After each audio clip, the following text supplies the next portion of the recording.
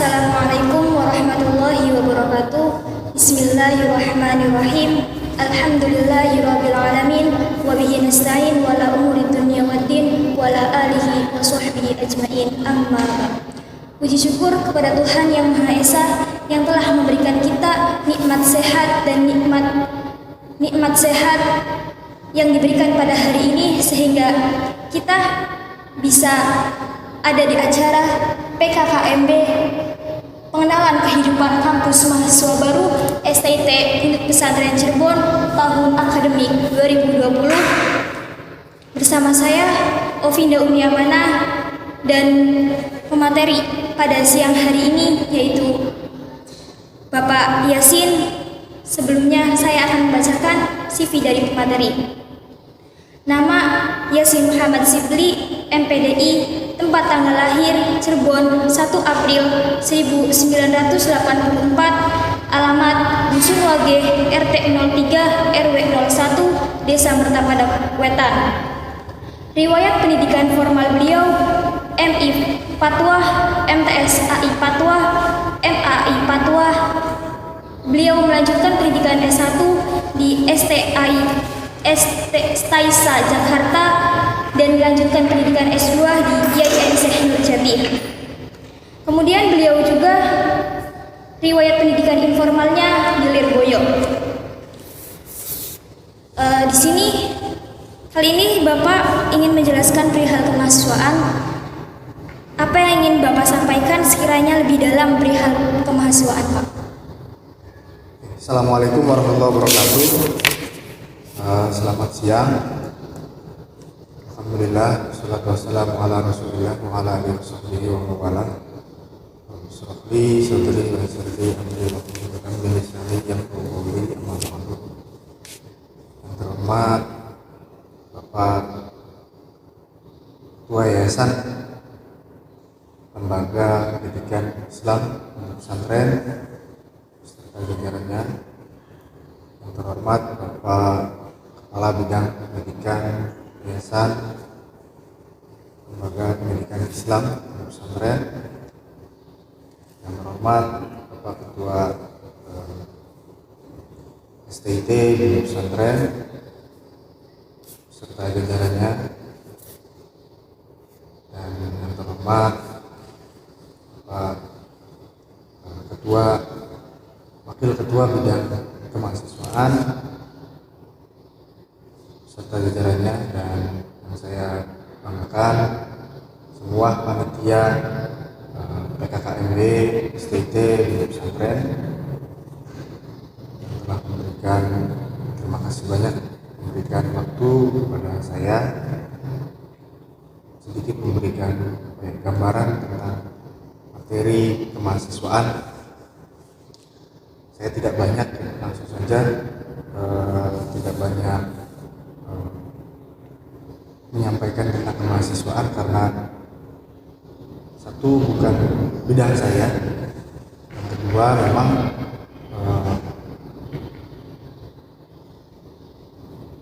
tidak begitu banyak bergelut tentang kemahasiswaan, tapi kebetulan saya berada di prodi, jadi sedikit banyaknya tahu tentang bagaimana mahasiswa yang ada di STT di dalam pandangan program studi. Untuk kemahasiswaan sendiri yang ingin saya sampaikan, yang pertama memang di STT itu berbeda dengan kampus lain. Satu, background di STT mahasiswanya memang santri.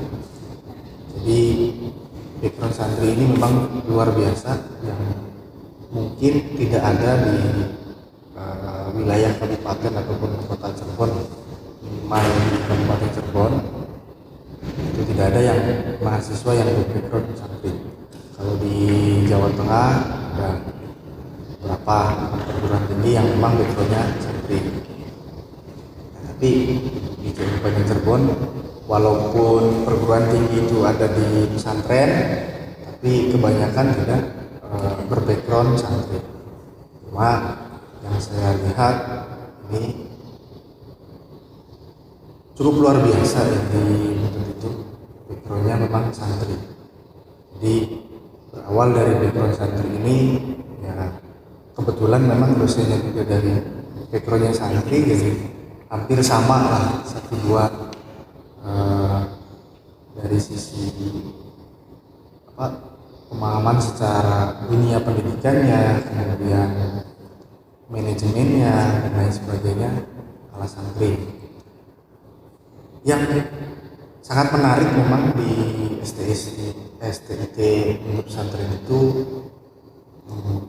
dari background mahasiswa yang santri itu. Menariknya di mana? Karena jam pembelajaran yang ada itu bukannya menyesuaikan jadwal yang ada atau regulasi sesuai dengan kampus-kampus lain, tapi kita melakukan regulasinya sesuai dengan pesantren, baik tatap muka mulai pembelajarannya secara kalender akademiknya itu sudah berbeda. Kemudian yang kedua itu tentang regulasi-regulasi yang ada yang berlaku di perguruan tinggi lain. Ini juga hampir tidak sama dengan di STIT Buntut Pesantren.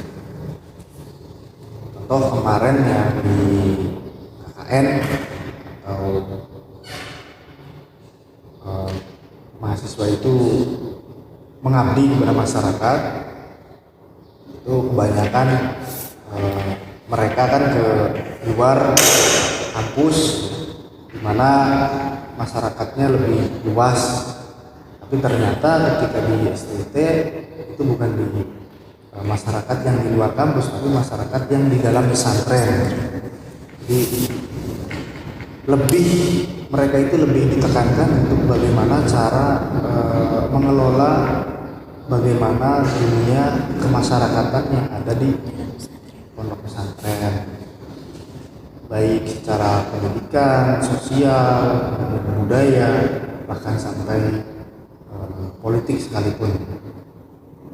Dan sekarang di PLP atau PPL itu juga kemarin setelah pembukaan kita juga mahasiswa ditekankan di pendidikan yang berada di pondok pesantren. Kebetulan di pondok pesantren atau dalam yayasan lembaga pendidikan Islam pondok pesantren ini banyak pendidikan dari mulai tingkat bawah RA sampai perguruan tinggi, hampir bisa dikatakan bukan hanya satu ya, ada yang 3, 2 di tingkat SLTP, setara dengan SLTP di MTS atau SMP itu ada 3 yang masuk dalam yayasan, walaupun banyak di lingkungan yayasan itu banyak ya tingkat SLTP, tapi dalam yayasan masuk 3. Itu sudah luar biasa. Kita belajar bagaimana lingkungan sekolah yang ada di pesantren, karena memang berbeda lingkungan pesantren dengan biasa pada umumnya, baik secara kalender akademik maupun kurikulum. Nah, di kurikulum Kementerian Agama, kalau di sekolah yayasan lain mungkin penambahannya 1, 2 bahkan sampai 5, tapi kalau di pesantren itu bukan hanya penambahan, tapi bahkan mungkin itu jadi ciri khas tersendiri atau dikatakan distinksi ya, corak ciri di mana pendidikan tersebut berada. Itu yang memang menarik di pesantrennya seperti itu. Maka mahasiswa dikenalkan bagaimana mengelola pendidikan yang ada di pesantren. Dan ternyata baru hari pertama itu kemarin mahasiswa PLP itu sudah banyak dijumpai beberapa kebingungan yang dimana mereka memegang standar mungkin dari LLDikti atau dari Dikti atau dari Kopertais tentang administrasi, manajemen dan lain sebagainya, bahkan sampai teori-teori yang mereka dapat dari perkuliahan juga, ternyata setelah di lapangan jauh berbeda, baik secara mekanisme yang ada maupun yang terjadi di lapangan, memang sangat jauh. Maka ini memang harus ada beberapa kajian tersendiri ya dari dunia akademik, bagaimana cara mengelola pendidikan formal tapi berbasis pesantren. Maka pemerintah juga sebenarnya sudah di tahun 2019 sudah benar merencanakan mekanisme atau pendidikan yang berpola pesantren. Itu sudah ada sebenarnya, kajiannya sudah ada, mungkin regulasinya juga sudah ada gitu. Cuman penempatannya masih belum bisa tepat ya, karena memang banyak yang mengatakan kita backgroundnya dari pesantren, kita itu dari pesantren, tapi ternyata setelah dikaji kurikulumnya terus yang lainnya ternyata sama dengan yang biasa. Nah, pemetaan itunya masih belum selesai sebenarnya. Jadi, maka diharapkan dari mahasiswa STIT terutama yang sekarang sedang PLP itu bisa nanti menghasilkan sebuah riset yang nanti mungkin akan didampingi oleh beberapa dosen sebagai dosen pembimbing. Ini diharapkan STIT berharap bahwa hasil dari riset-riset tersebut, mungkin dikatakan riset kecil ya, tapi nilainya sangat signifikan nanti, baik itu untuk STIT sendiri dengan kacamata mahasiswa, dari kacamata dosen, bahkan sampai hasil riset ini bisa dikatakan besar bahwa inilah desain pendidikan formal yang berbasis pesantren. Jadi bedanya apa sih? Ya nanti kita lihat hasil risetnya saja dari anak-anak mahasiswa STT dan PLP.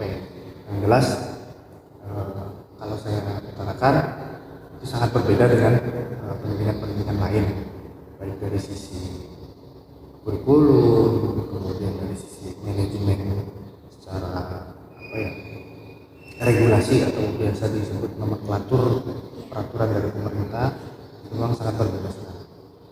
Ya, maka dari itu saya memang sangat berharap dunia pendidikan, terutama pendidikan tinggi yang ada di sekitar pesantren ini bisa bergairah karena adanya perguruan tinggi yang ada di pesantren. Artinya apa? Pendidikan jenjang yang lebih tinggi tapi bercorakan pesantren. Karena memang dulu biasanya kan tingkatnya SD atau DI ya. Kemudian ada SMP atau MTS, ada SMA atau SMA. Nah sekarang di Buntet ada di tingkat perguruan tinggi, bahkan sekarang sudah mulai di semester ganjil atau 7 ya, semester 7 sudah ada PLP atau PPL. Ini artinya bisa membuktikan bahwa dunia pesantren itu tidak ketinggalan informasinya sebenarnya, tidak ketinggalan. Hanya saja mungkin kesempatannya yang baru kali ini terbuka bahwa dunia pesantren bisa mengadakan pendidikan tinggi atau pendidikan yang kejenjang yang lebih tinggi. Mungkin yang sementara ini mungkin yang bisa saya sampaikan itu ya. Barangkali ada pertanyaan atau apa. Nah, menurut Bapak ini seperti apa sih mahasiswa seperti apa yang aktif dan berprestasi itu seperti apa, Pak? Kalau dari dunia pendidikan secara formal itu biasanya yang aktif ya berangkat setiap perkuliahan, kemudian aktif dalam mengerjakan tugas itu di formal. Kemudian dia juga punya kemampuan yang apa ya, secara individunya memang ada gitu ya, secara individunya ada. Artinya bukan hanya kemampuan akademik, tapi kemampuan di luar akademiknya juga ada. Itu bisa dikatakan mahasiswa yang berprestasi.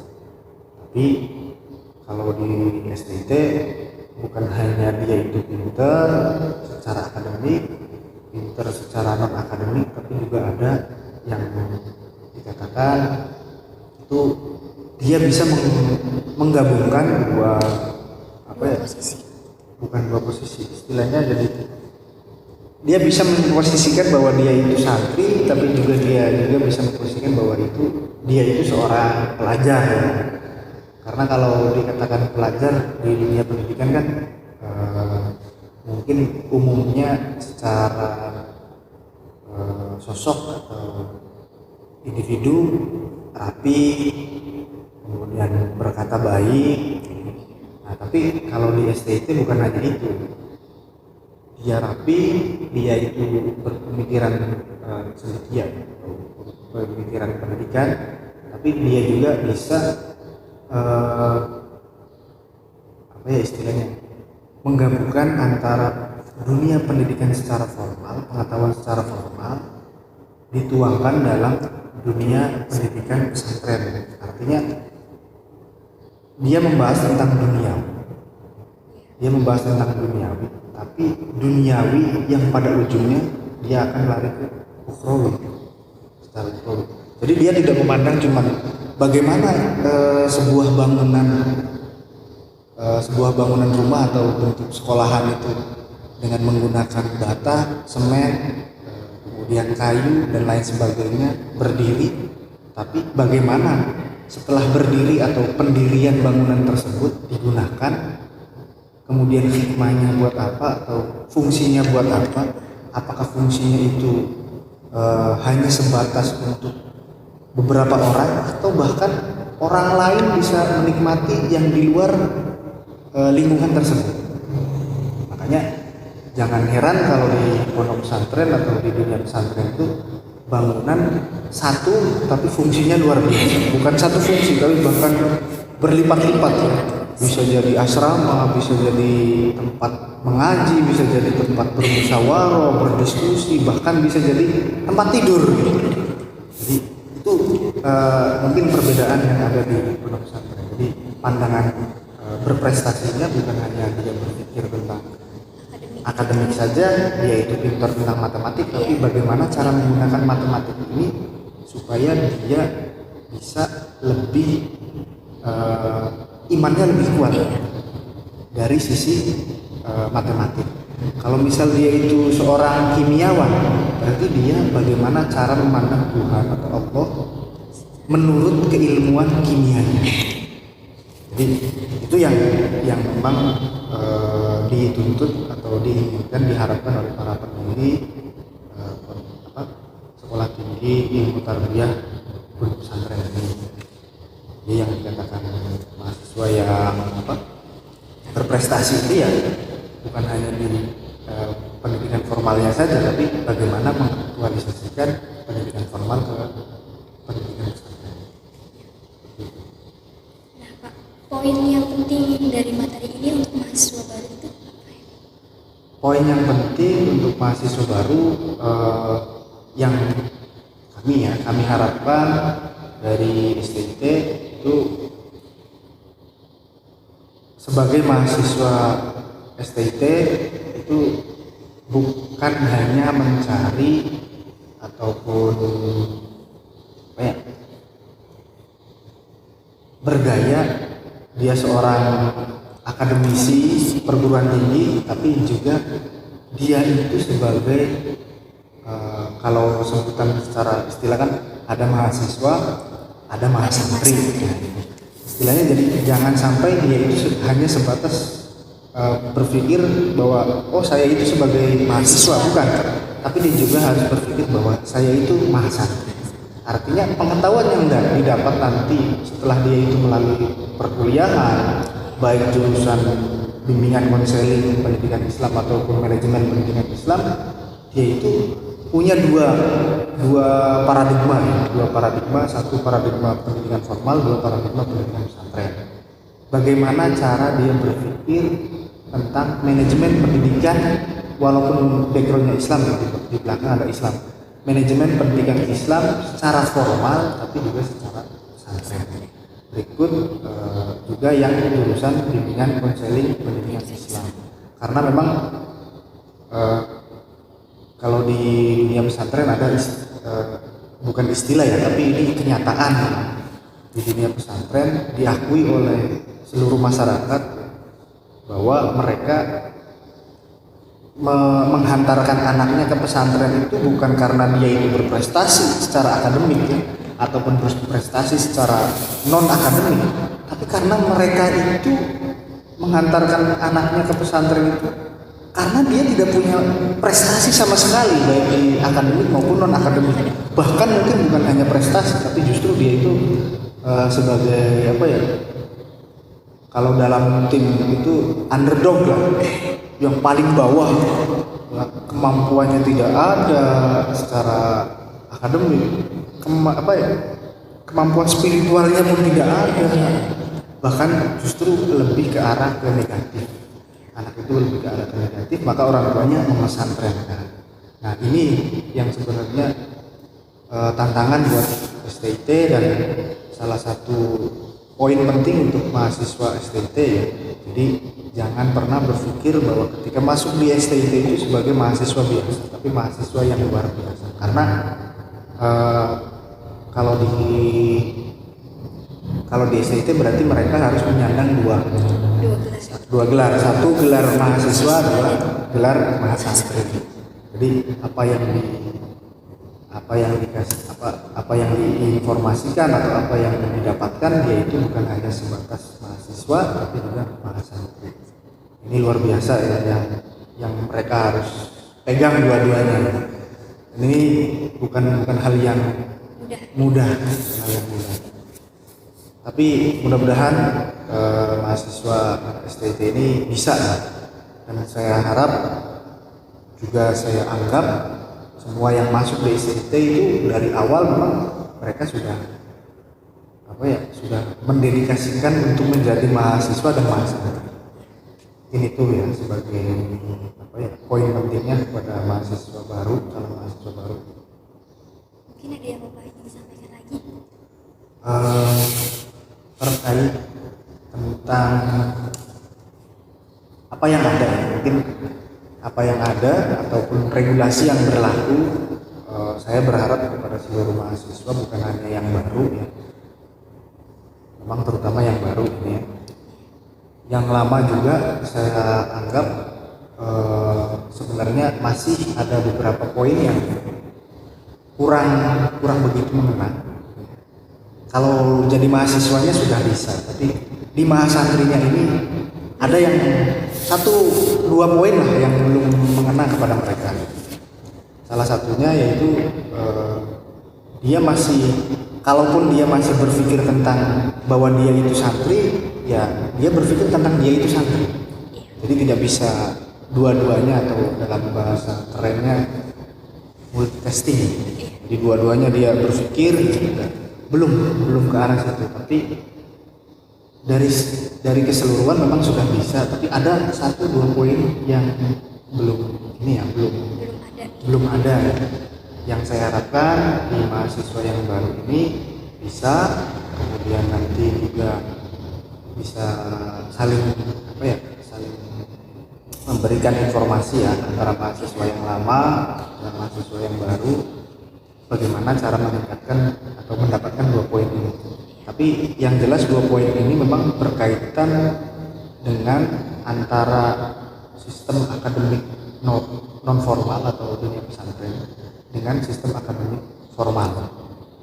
2 poin, tapi sebenarnya bukan dari sisi kemampuan secara akademik formal atau apa ya namanya ya, secara akademik lah. Gampangannya sebenarnya dari sisi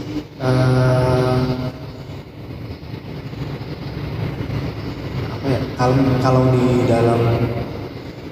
dalam pandangan psikologi ada tiga, ada IQ, ada SQ kan. Nah itu bukan hanya dari secara pemikiran, tapi dari secara hati, tapi justru kolaborasi antara pemikiran dan hati. Ini yang masih belum, itu ada sebenarnya kaitannya dengan itu, kolaborasi pikiran otak dengan hati. Itu yang sebenarnya kurang sedikit, yang kurang mengena gitu. Dan mudah-mudahan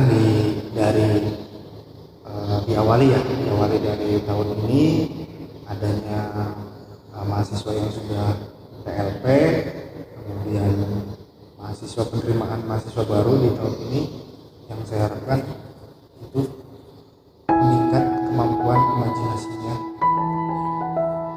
bukan hanya dari IQ, SQ, tapi kolaborasi antara IQ dan SQ. Sudah. Kiranya cukup sekian. Terima kasih. Mohon maaf bila ada kata yang kurang berkenan. Wabillahi taufiq wal hidayah. Wassalamualaikum warahmatullahi wabarakatuh.